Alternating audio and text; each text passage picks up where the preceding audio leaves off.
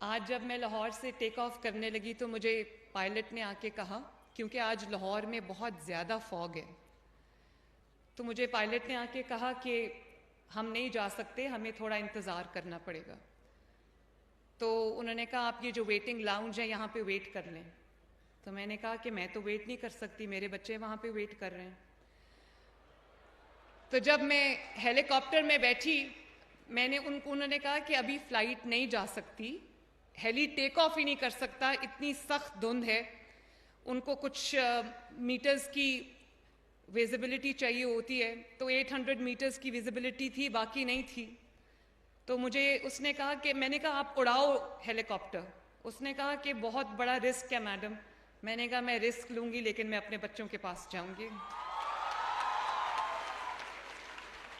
और ये मैं कोई अच्छी बात नहीं है, अपनी ज़िंदगी को और औरों की ज़िंदगी को रिस्क में नहीं डालना चाहिए, ये अच्छी बात नहीं है। मैं आपको ये नहीं सिखा रही, लेकिन मैं आपको ये बताना चाहती हूँ कि मैं आपके पास आने के लिए, आपसे मिलने के लिए कितनी बेचैन थी और कितनी तड़प थी। मुझे पता था मेरे बच्चे मेरा इंतज़ार कर रहे हैं। और मुझे ये भी पता चला थ्रू मीडिया कि शायद आपका आज कोई एग्ज़ाम था, वो कैंसिल हुआ या पोस्टपोन हुआ। तो मुझे अफसोस हुआ इस बात का। राना, प्लीज़ मेक श्योर कि आइंदा कभी भी मेरी वजह से, मेरा स्केड्यूल आगे पीछे हो सकता है, मैं आज नहीं किसी और दिन आ जाती, लेकिन एग्ज़ाम कैंसिल नहीं होना चाहिए।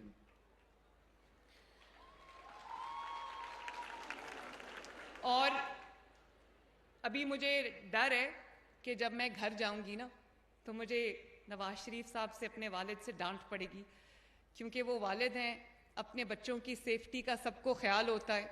तो अब मुझे कहेंगे कि तुमने रिस्क क्यों लिया और पायलट की बात क्यों नहीं मानी, लेकिन वो डांट मैं खा लूँगी। मुझे खुशी है कि मैं आज आपके दरमियान मौजूद हूँ।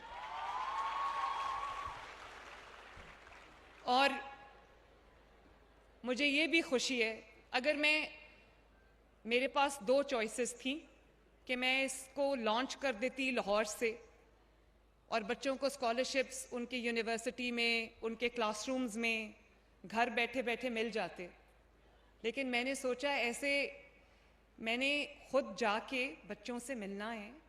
मैंने उनके चमकते दमकते कामयाब चेहरे मैंने खुद अपनी आंखों से देखने हैं, उनके मसाइल को मैंने सुनना है, उनसे मैंने मिलना है। और अब जबकि ये प्रोग्राम मैं 6 शहरों में जा चुकी हूँ, 6 यूनिवर्सिटीज़ में जा चुकी हूँ, तो मुझे अब पता चला है अगर मैं ना आती तो शायद मुझे ये अंदाज़ा ना होता कि